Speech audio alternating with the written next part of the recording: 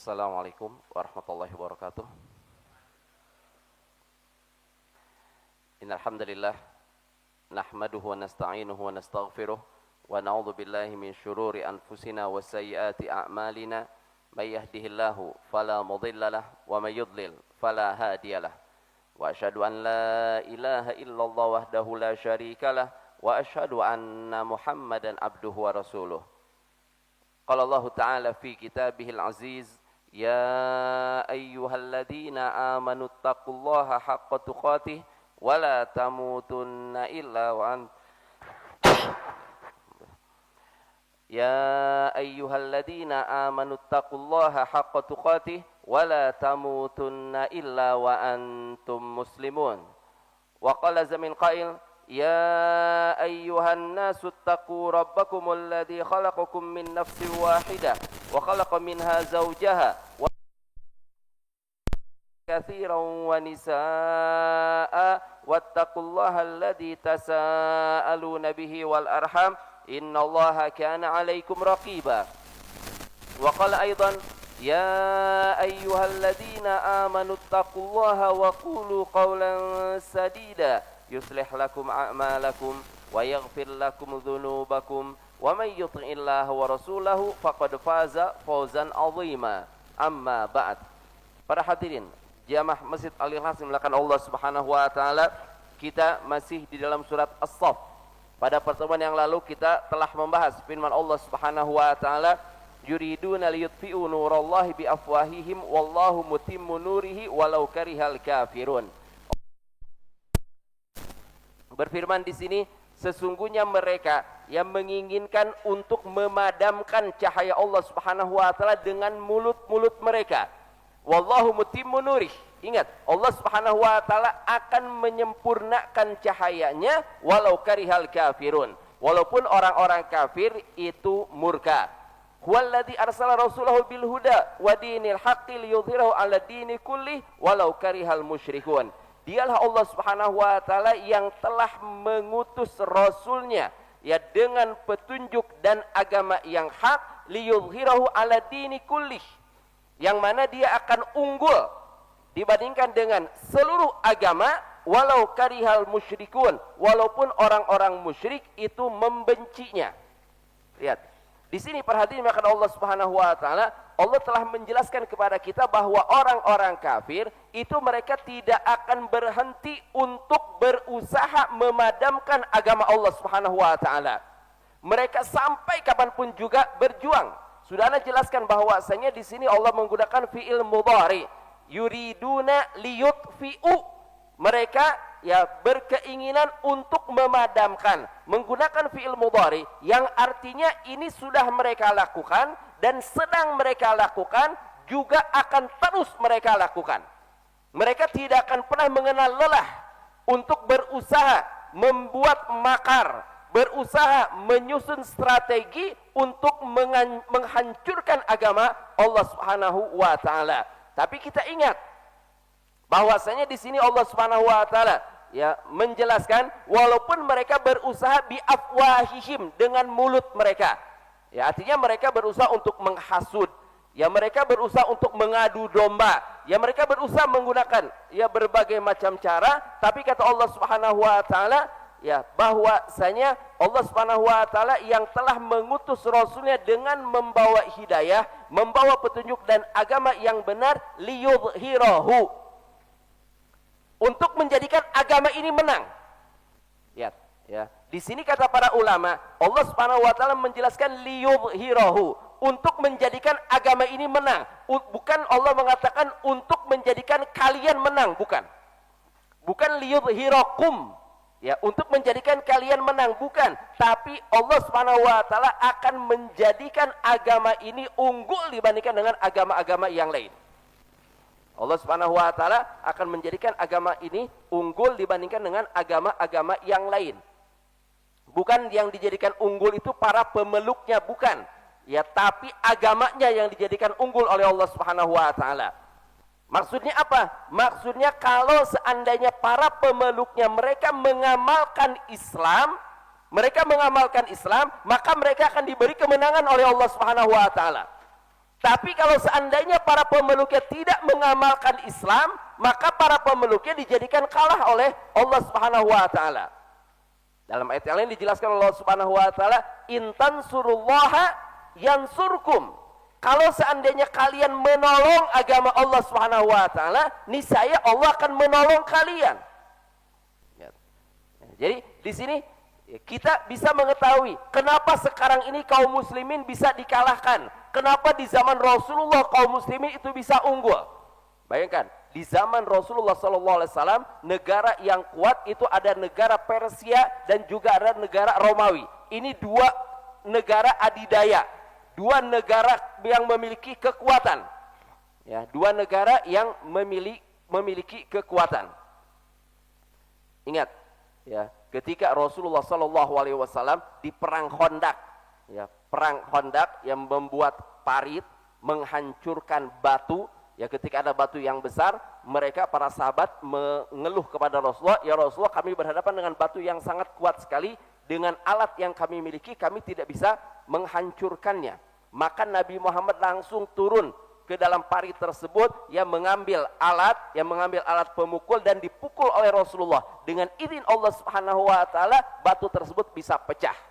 Pecahan pertama, ya Rasulullah SAW selalu mengatakan, "Ya Maha Suci Allah Subhanahu wa taala yang telah memberikan kepadaku ya kemenangan, yang mana kaum muslimin akan bisa menaklukkan kaum-kaum yang kuat tersebut." Akan bisa menaklukkan Persia, akan bisa menaklukkan Syam, akan bisa menaklukkan Yaman. Negara-negara kuat itu akan bisa dikalahkan oleh kaum muslimin. Kenapa ini bisa terjadi? Dikarenakan mereka benar-benar mengamalkan agama Allah Subhanahu wa taala. Dikarenakan mereka beribadah dengan penuh keikhlasan kepada Allah Subhanahu wa taala. Dikarenakan mereka berjuang karena Allah Subhanahu wa taala, bukan berjuang karena dunia, bukan berjuang untuk mengumpulkan dunia, bukan berjuang untuk menunjukkan kekuatan, tidak. Mereka berjuang dengan sungguh-sungguh di jalan Allah Subhanahu wa taala karena Allah Subhanahu wa taala. Makanya wajar mereka mendapatkan kemenangan. Sementara sekarang kaum muslimin, kenapa dengan mudahnya diadu domba oleh negara-negara kafir? Kenapa dengan mudahnya dikalahkan oleh negara-negara kafir? Kenapa kaum muslimin tidak sekuat di zaman Rasulullah SAW? Dikarenakan orang yang ada di zaman sekarang itu mereka jauh dari agama Allah. Benar, jumlah kaum muslimin setiap waktu selalu bertambah. Kita mendengar, oh di negara-negara kafir banyak orang-orang yang masuk Islam. Apalagi ketika misal Islam dihinakan, ketika Islam direndahkan, kita mendengar ada orang-orang kafir menjadikan mereka tertarik. Oh, ini di daerah ini, di negara ini Al-Quran dibakar. Ketika mendengar Al-Quran dibakar, maka kaum muslimin mereka protes. Mengadakan protes sehingga menjadikan orang-orang kafir itu mereka penasaran, kenapa kaum muslimin protes ketika Al-Qur'annya dibakar? Kenapa kaum muslimin protes ketika nabinya digambar? Ya kenapa menjadikan mereka penasaran dan mereka mencari tahu tentang Islam, tertarik dengan Islam dan mereka masuk ke dalam agama Islam. Mereka mengucapkan 2 kalimat syahadat. Ya, semakin bertambah kaum muslimin. Tapi kenapa bukan semakin bertambah, bukannya semakin kuat kaum muslimin, tapi masih tetap direndahkan. Kenapa? Karena mereka belum mengamalkan Islam dengan sebenar-benarnya. Mereka belum ikhlas, ya, sesungguh-sungguhnya dalam berjuang di jalan Allah Subhanahu wa taala. Makanya di sini dijelaskan oleh Allah Subhanahu wa taala, liyudhhirahu 'ala dini kulli, bahwa Allah Subhanahu wa taala akan menjadikan agama ini unggul. Dan ingat, sampai kapanpun juga tidak akan ada orang-orang kafir yang bisa menghancurkan Islam dan kaum muslimin. Ya, itu tidak mungkin akan terjadi. Kenapa? Karena jaminan dari Allah Subhanahu wa taala bahwa agama ini akan unggul, agama ini akan menang. Ya, bagi mereka yang mungkin pernah belajar sejarah, bagaimana Rasulullah SAW menjelaskan di akhir zaman nanti kaum muslimin akan kembali berjaya. Kaum muslimin akan kembali menguasai dunia ini. Ketika apa? Ketika mereka kembali ke jalan yang diridhoi oleh Allah Subhanahu wa taala. Huwallazi arsala rasulahu bil huda wa dinil haqqi liyudhhirahu 'ala dini kulli walau karihal musyrikun. Kemudian ayat selanjutnya, para hadirin yang Allah Subhanahu wa taala, Allah Subhanahu wa taala berfirman, "Ya ayyuhalladzina amanu hal adullukum ala tijaratin tunjikum min adzabin alim." Kata Allah Subhanahu wa taala, "Wahai orang-orang yang beriman, ya, maukah kalian aku tunjukkan perniagaan yang akan yang akan menjadikan kalian terbebas dari azab yang pedih." Lihat, Allah Subhanahu wa taala setelah menjelaskan, jadi ayat-ayat selanjutnya kita dilarang untuk berbicara apa yang tidak kita lakukan. Allah Subhanahu wa taala berbicara ya tentang orang-orang Yahudi. Allah Subhanahu wa taala berbicara tentang permasalahan-permasalahan yang ada. Kemudian selanjutnya kata Allah Subhanahu wa taala, Allah memberi kabar gembira kepada siapa? Kepada orang-orang yang beriman. Ya ayyuhalladzina amanu, dipanggil oleh Allah Subhanahu wa taala, wahai orang-orang yang beriman, hal adullukum ala tijarah, maukah aku tunjukkan kepada kalian satu perniagaan yang mana kalau perniagaan ini dilakukan, dipraktekkan, tunjikum min adzabin alim, dia akan menyelamatkan kalian dari azab yang pedih. Ya. Ini bentuknya apa? Ini bentuknya kabar gembira dari Allah Subhanahu wa taala kepada kita. Ini merupakan kabar gembira dari Allah Subhanahu wa taala kepada kita. Ini yang harus kita lakukan dalam kehidupan kita. Ketika kita berbicara, kita terkadang harus menggunakan ya metode-metode yang menarik perhatian orang yang kita ajak bicara. Kita harus berbicara ya dengan pembicaraan yang menarik perhatian orang yang mendengarkannya. Lihat, ya. Di sini setelah Allah Subhanahu wa taala menjelaskan berbagai macam penjelasan, kemudian Allah Subhanahu wa taala ya berbicara dengan sesuatu yang menarik perhatian kita. Bahagia enggak kita ketika mendengarkan firman Allah Subhanahu wa taala bahwasanya Allah Subhanahu wa taala menyiapkan satu amalan yang akan menyebabkan kita terbebas dari azab neraka jahanam. Apalagi di sini katakan oleh Allah tijarah. Ya, perniagaan, jual beli. Ya, jual beli yang akan menyebabkan kita terbebas dari azab neraka jahanam. Ya, dari azab yang sangat pedih sekali. Apa? Ya, perniagaan tersebut kata Allah Subhanahu wa taala, tu'minuna billahi wa rasulihi wa tujahiduna fi sabilillahi bi amwalikum wa anfusikum dzalikum khairul lakum in kuntum ta'lamun.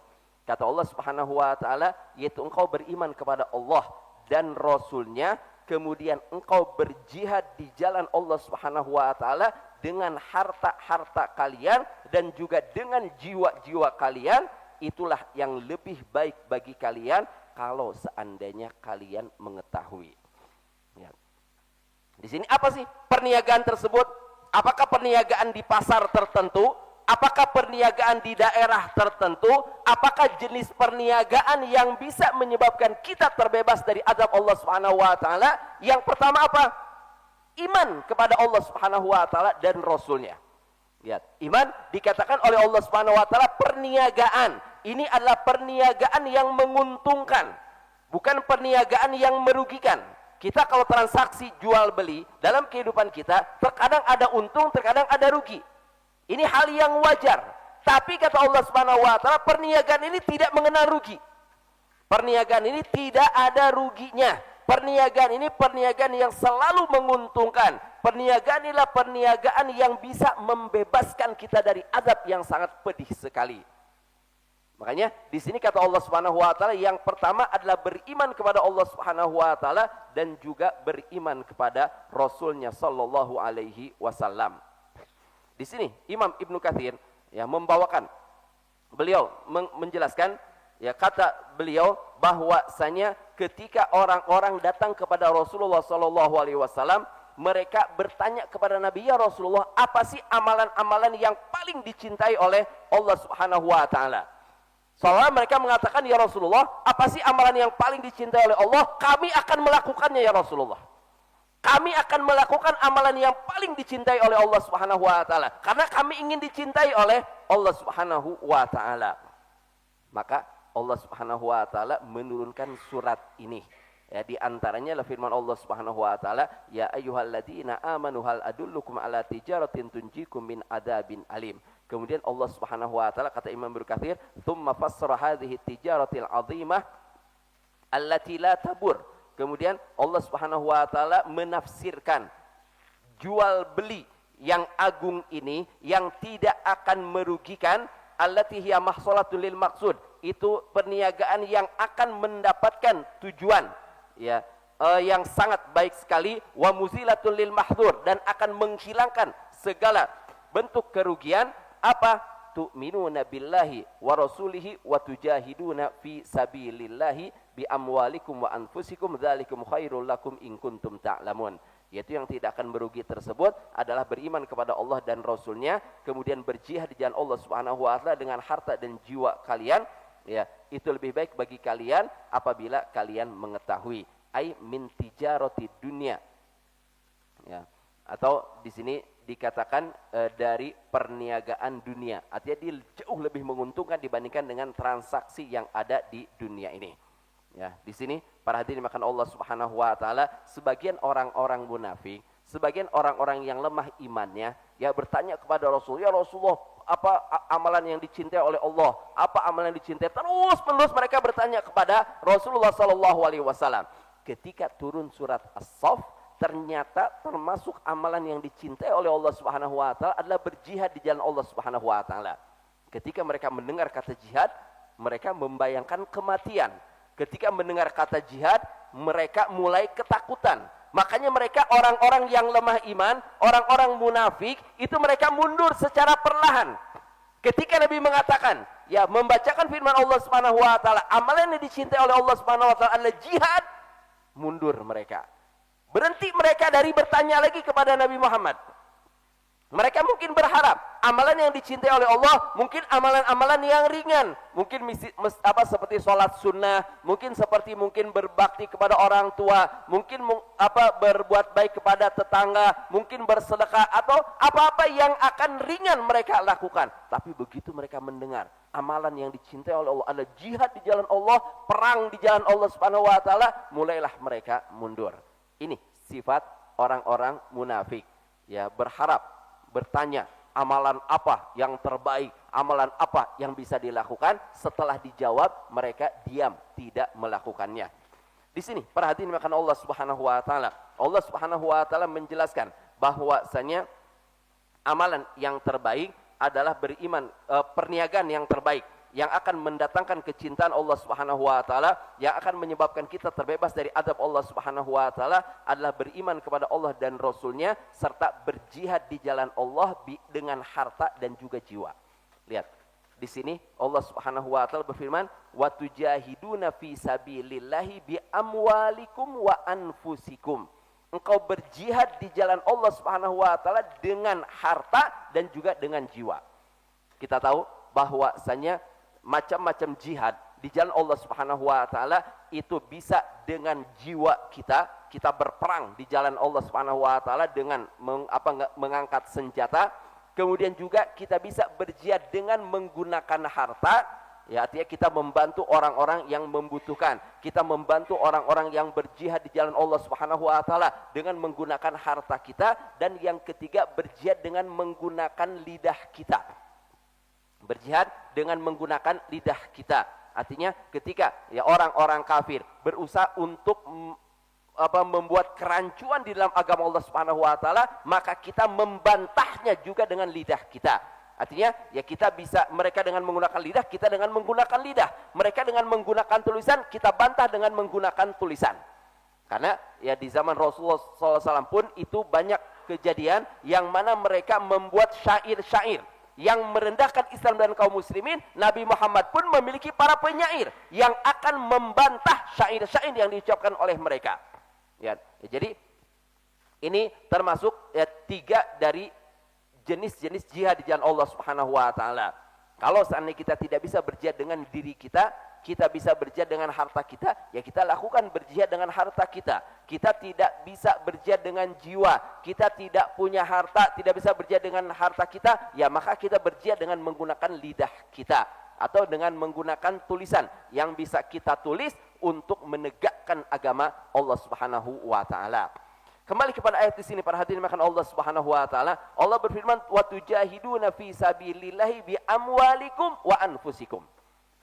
Ya, kalian berjihad di jalan Allah Subhanahu wa taala dengan harta dan juga jiwa kalian. Di sini apa yang didahulukan oleh Allah? Allah mendahulukan harta. Dengan harta dan juga kemudian dengan jiwa kalian. Baru kemudian jiwa. Kenapa didahulukan harta baru kemudian jiwa? Ya. Di Al-Quran secara umum, kebanyakan ayat-ayat yang menjelaskan tentang permasalahan jihad dengan harta dan jiwa, secara umum Allah Subhanahu wa taala selalu mengedepankan jihad dengan harta dibandingkan dengan jihad dengan jiwa. Ya, dibandingkan dengan jiwa. Jihad dengan harta, jihad dengan jiwa didahulukan oleh Allah Subhanahu wa taala jihad dengan harta. Kecuali di satu ayat, ya di dalam surat At-Taubah. Dalam surat At-Taubah ayat ke-111, Allah Subhanahu wa taala berfirman, "Innallaha ashtara minal mu'minina anfusahum wa amwalahum bi anna lahumul jannah." Sesungguhnya Allah Subhanahu wa taala membeli dari kaum mukminin jiwa-jiwa mereka dan harta-harta mereka, bahwa bagi mereka itu disiapkan surga. Ini ayat ya di dalam Al-Qur'anul Karim yang mendahulukan jihad dengan jiwa dibandingkan dengan jihad dengan harta. Sementara di ayat-ayat yang lain Allah Subhanahu wa taala selalu mendahulukan jihad dengan harta dibandingkan dengan jihad yang menggunakan jiwa kita. Kenapa? Di dalam surat At-Taubah ini didahulukan jiwa, kata para ulama, karena Allah Subhanahu wa taala mulai dengan firman-Nya, "Innallaha ashtara." Sesungguhnya Allah Subhanahu wa taala membeli. Lihat, Allah Subhanahu wa taala membeli dari kaum muslimin, kaum mukminin, jiwa-jiwa mereka dan juga harta-harta mereka. Artinya inilah penawaran dari Allah Subhanahu wa taala. Allah Subhanahu wa taala yang meminta mereka. Allah yang meminta mereka. Makanya didahulukan jiwa dibandingkan dengan harta. Tapi di ayat-ayat yang lain selalu Allah Subhanahu wa taala mendahulukan harta dibandingkan dengan jiwa. Kenapa demikian? Kata para ulama, karena jihad dengan jiwa tidak bisa dilakukan oleh semua manusia. Sementara jihad dengan harta bisa dilakukan oleh semua manusia. Jihad dengan jiwa, kita mengangkat senjata. Ya, kita mengangkat senjata. Siapa yang biasanya berperang mengangkat senjata adalah kaum pria. Ya, adalah kaum pria. Laki-laki, mereka berjihad di jalan Allah. Mereka berjuang di jalan Allah Subhanahu wa taala. Mereka mengangkat senjata. Sementara anak-anak boleh nggak ikut berjihad? Dilarang oleh Rasulullah Sallallahu Alaihi Wasallam.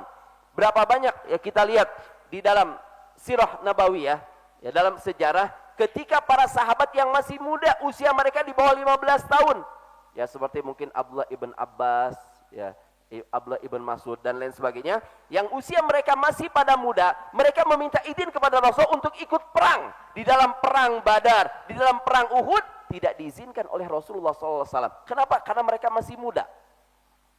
Kalau ada seorang perempuan misalnya, seorang perempuan mau ikut berjihad, mereka diizinkan. Kaum wanita tidak diizinkan untuk berjihad di jalan Allah Subhanahu wa taala.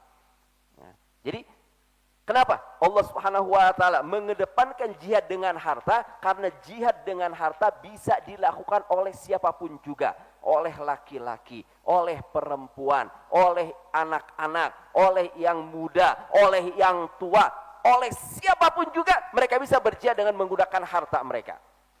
Bisa berjihad dengan menggunakan harta mereka. Oh, ini ada kesempatan nih, ada terjadi jihad antara kaum muslimin melawan orang-orang kafir.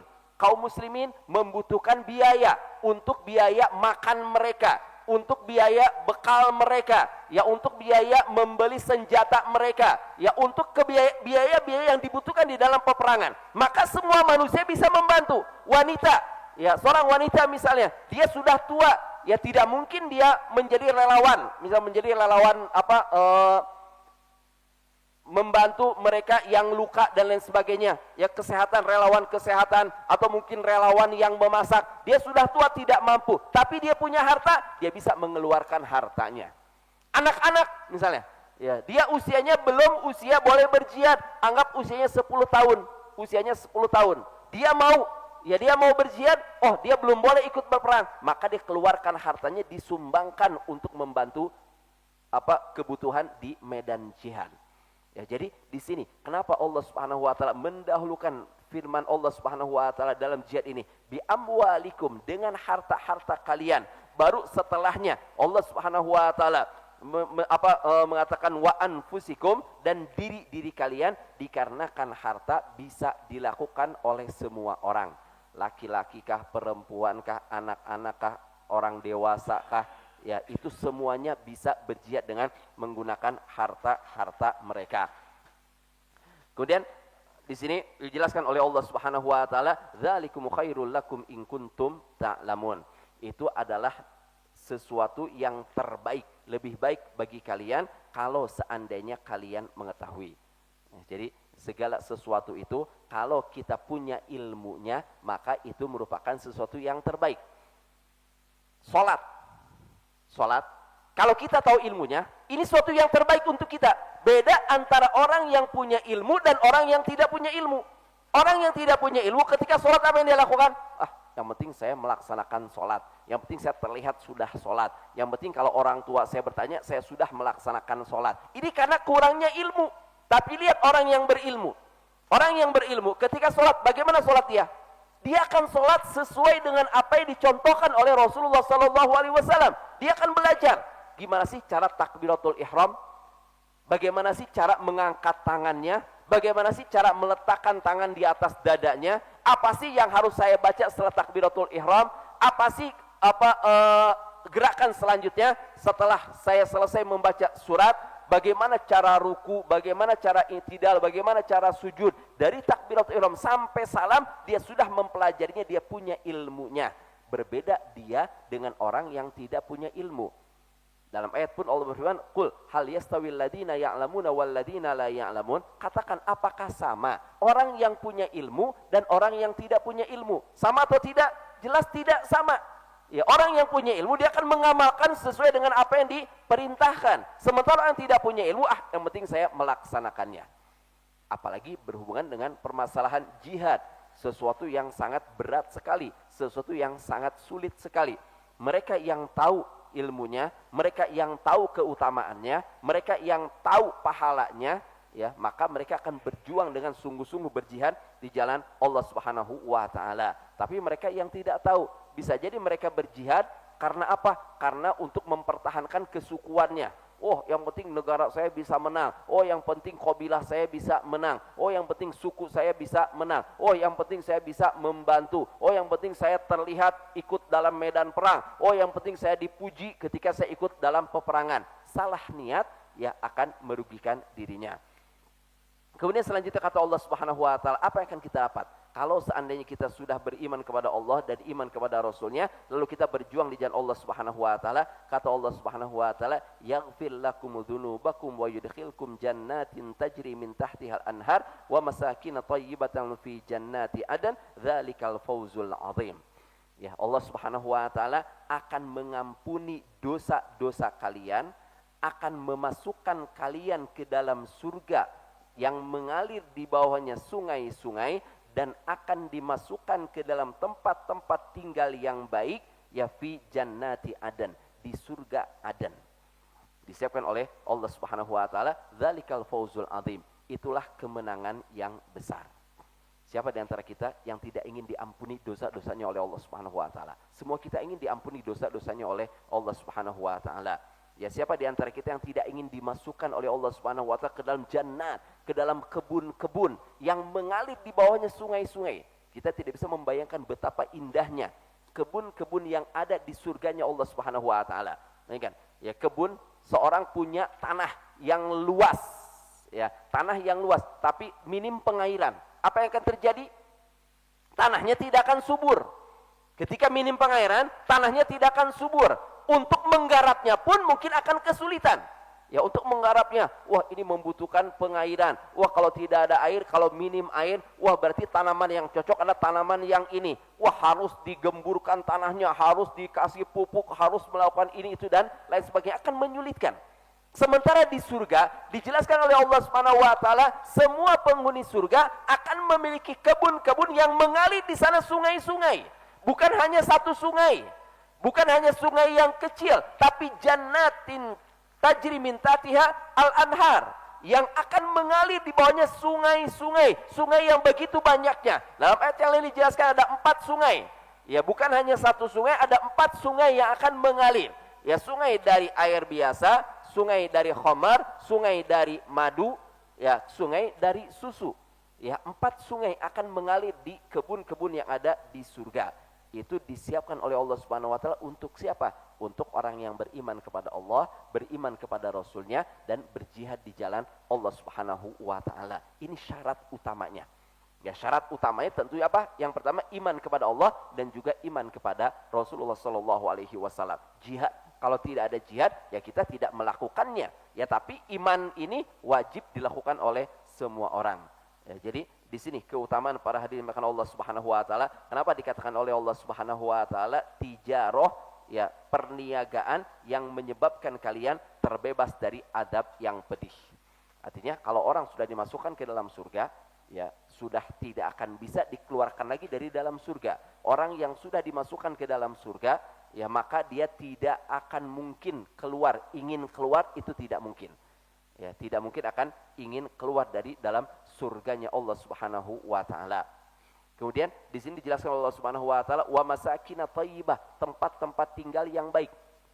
Kenapa Allah Subhanahu wa taala mengatakan tempat-tempat tinggal yang baik?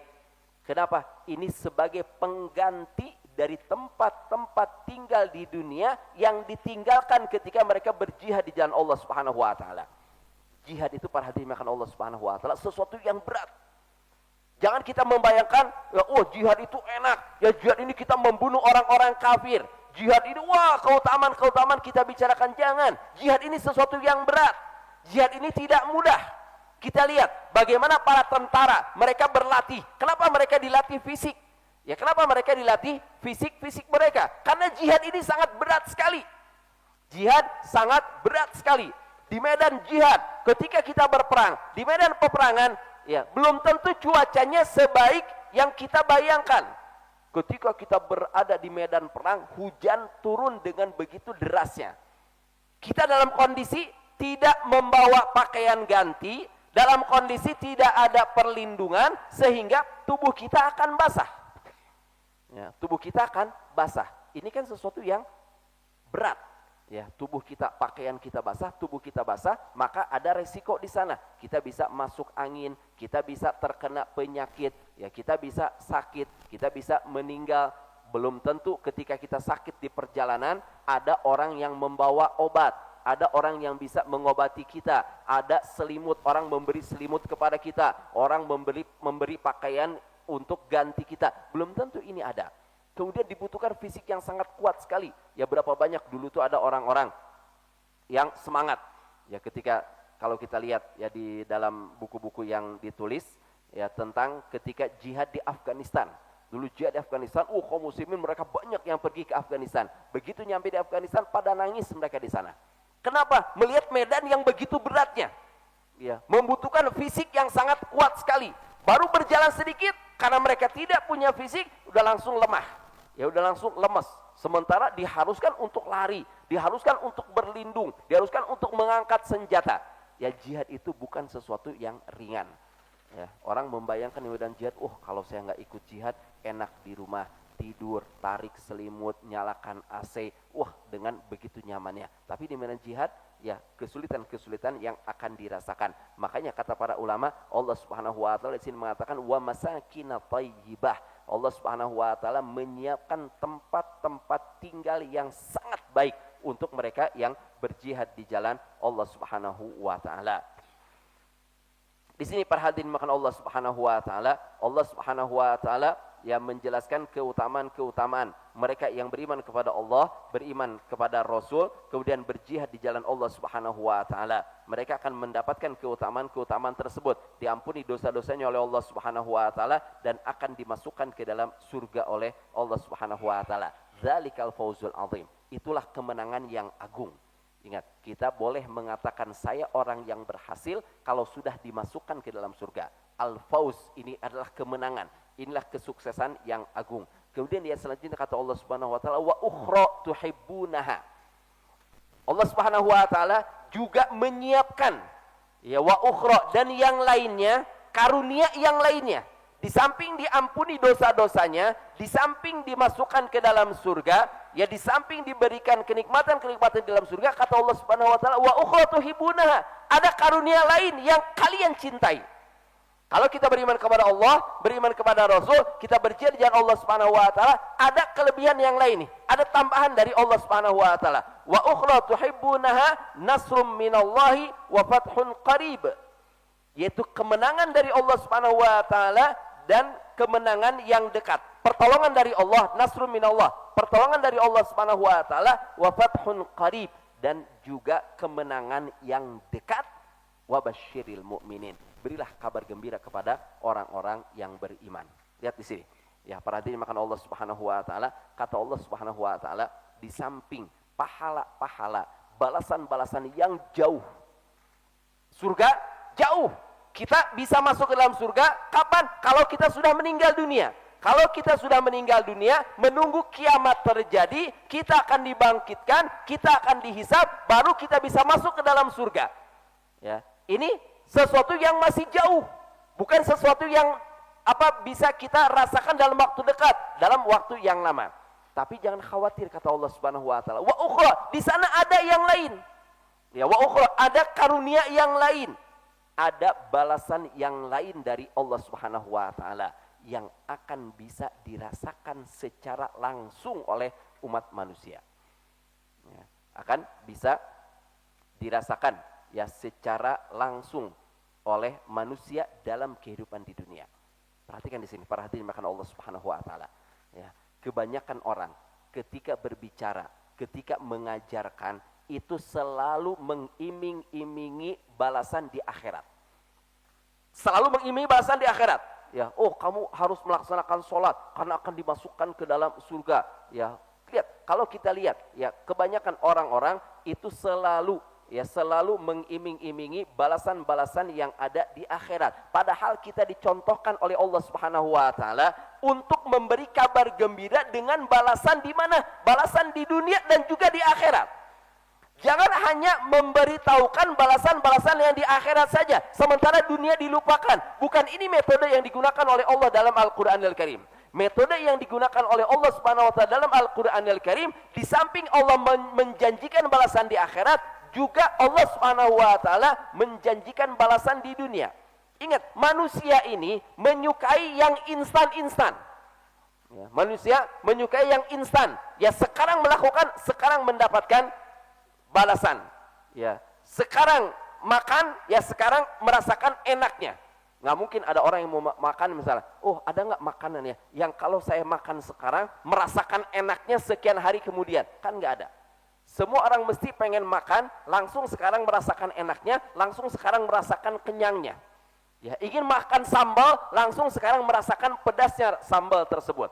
Nggak ingin misalnya makan sambal sekarang, nanti siang baru merasakan pedasnya misalnya. Enggak, ya pengen yang instan-instan. Ya sekarang membayar, sekarang mendapatkan apa yang kita bayarkan tersebut. Ya ini adalah fitrahnya manusia. Ingin melakukan sesuatu, mendapatkan balasan yang langsung. Makanya kata para ulama, metode yang digunakan oleh Allah Subhanahu wa taala dalam Al-Qur'anul Karim, Allah Subhanahu wa taala menjelaskan balasan di akhirat, juga Allah Subhanahu wa taala menjelaskan akan mendapatkan balasan di dunia dari Allah Subhanahu wa taala. Kita lihat di dalam Al-Qur'anul Karim, dikisahkan oleh Allah Subhanahu wa taala tentang kisah Nabi Hud alaihissalam. Nabi Hud alaihissalam mengatakan ya kepada kaumnya, ya qaumi istaghfiru rabbakum tsumma tubu ilaih. Wahai kaumku, kata Nabi Hud alaihissalam, ya ini bisa kita dalam surat Hud ayat ke-52, ya Nabi Hud mengatakan, wa ya qaumi istaghfiru rabbakum tsumma tubu ilaih.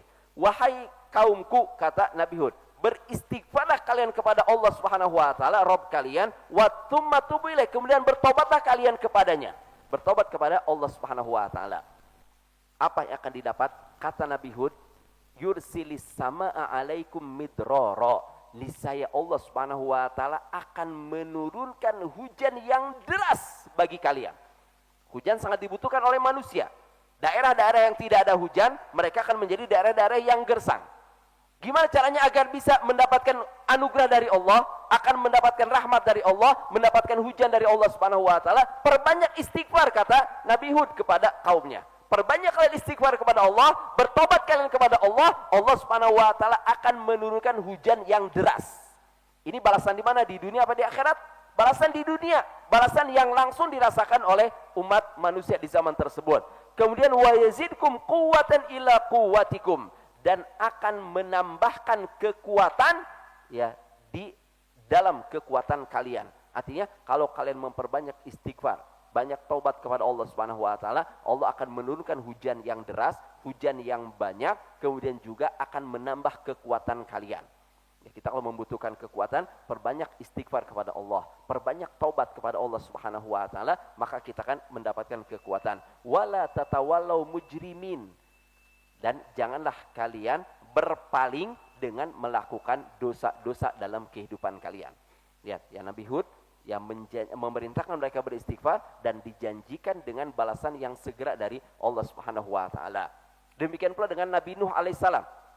Nabi Nuh ketika berdakwah mengajak kaumnya ke jalan Allah Subhanahu wa taala, ya tentunya kaumnya pun mengatakan apa? Kami ini ingin mengharapkan balasan yang segera dari Allah Subhanahu wa taala, bukan balasan yang nanti tapi balasan yang segera. Makanya Nabi Nuh dalam surat Nuh ya ayat ke-10 sampai ke-12 dijelaskan oleh Allah Subhanahu wa taala, faqul tustaghfiru rabbakum innahu kana ghaffara.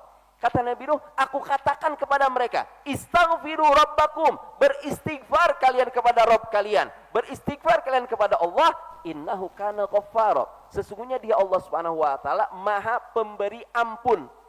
Allah Subhanahu wa taala Maha Pemberi ampun. Nah, kalau sudah beristighfar apa yang didapat? Apakah hanya janji di surga saja?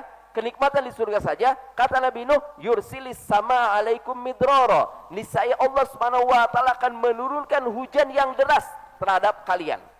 Ya, akan memanfaatkan air dari hujan yang Allah Subhanahu wa taala turunkan. Wa yumdidkum bi amwali wa banina wa yaj'al lakum jannati wa yaj'al lakum anhara. Maka Allah Subhanahu wa taala akan memperbanyak harta kalian dan juga anak-anak kalian.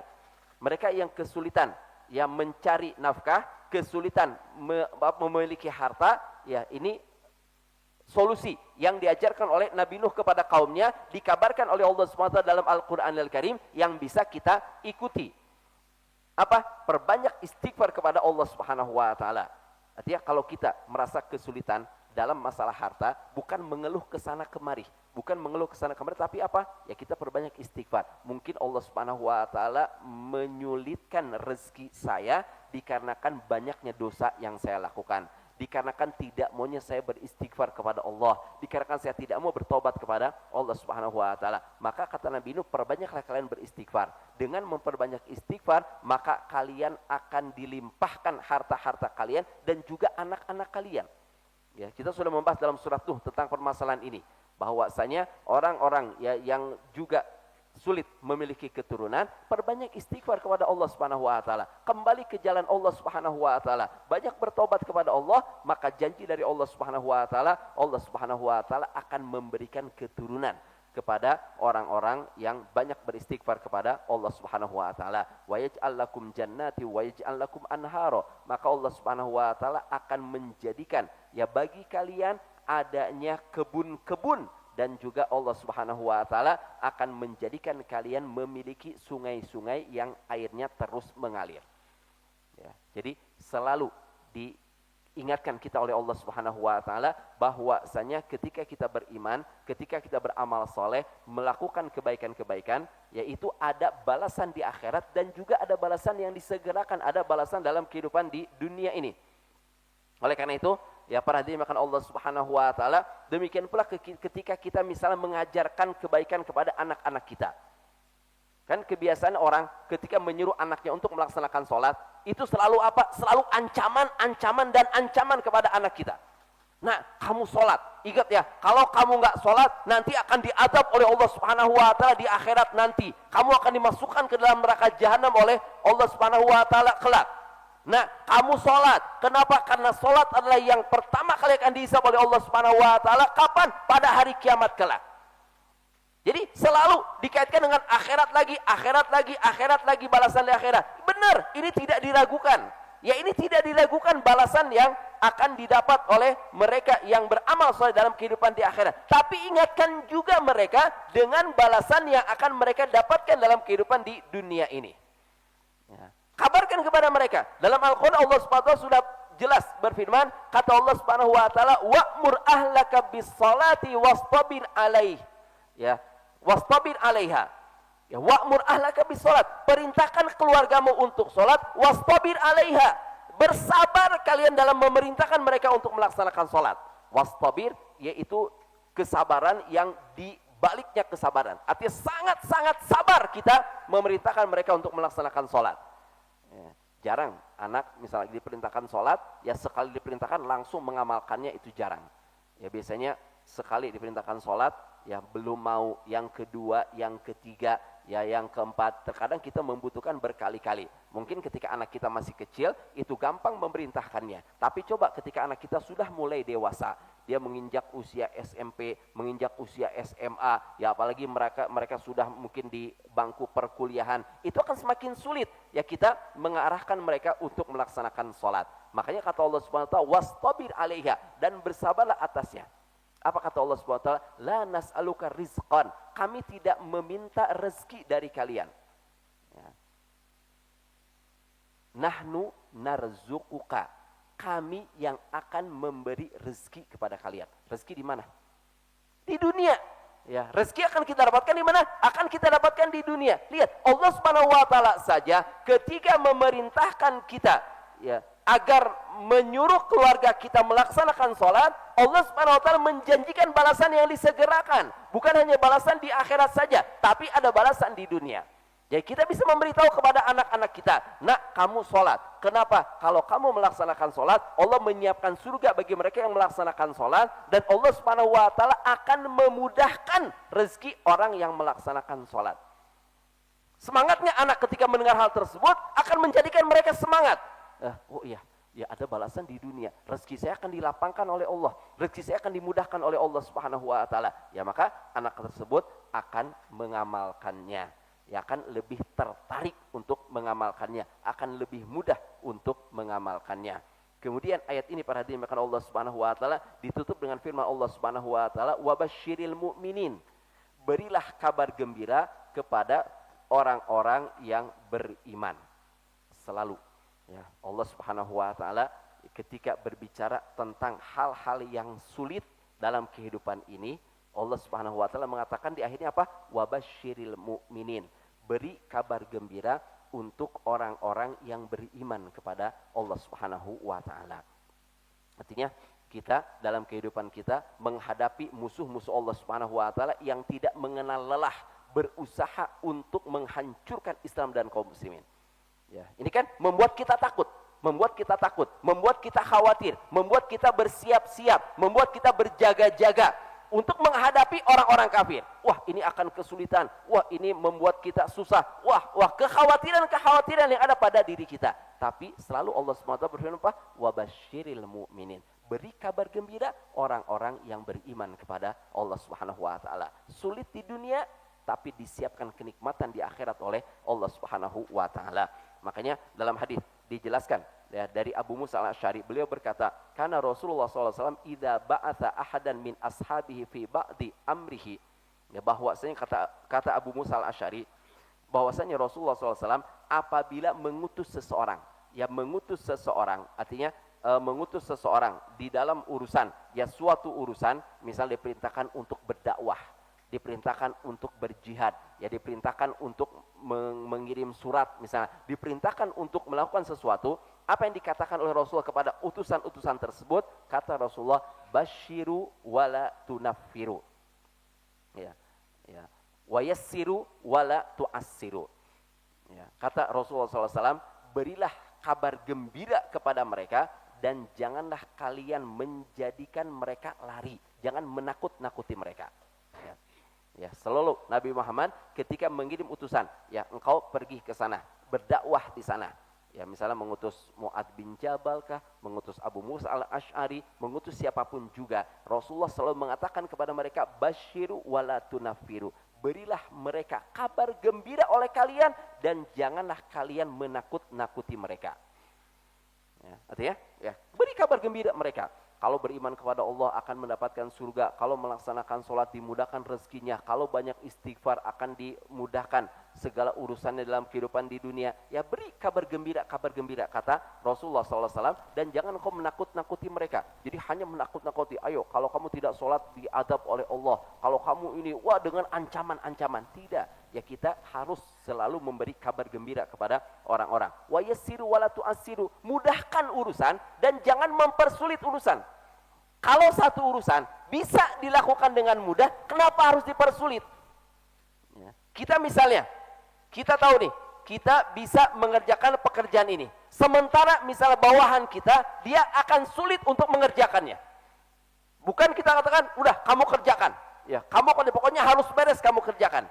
Kalau kita bisa membantu, kita bisa memudahkan pekerjaannya, kenapa kita tidak mengajarkan? Nanti kamu kerjakan ini, kamu bisa nggak? Wah, kayaknya agak susah ya. Ya, kita kasih tahu, oh ini agar mudah, ada kamu berbuat ini.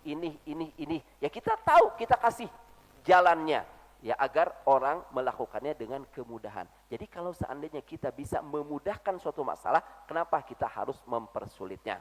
Ini yang diperintahkan oleh Nabi Muhammad SAW kepada para sahabatnya untuk memberi kabar gembira. Nah di ayat ini kata Allah Subhanahu Wa Taala, wabashiril mu'minin. Berilah kabar gembira untuk orang-orang yang beriman kepada Allah Subhanahu wa taala. Baiklah, para hadirin makan Allah Subhanahu wa taala, ya mungkin ini beberapa ayat yang bisa kita bahas ya berhubungan dengan surat As-Saff ini.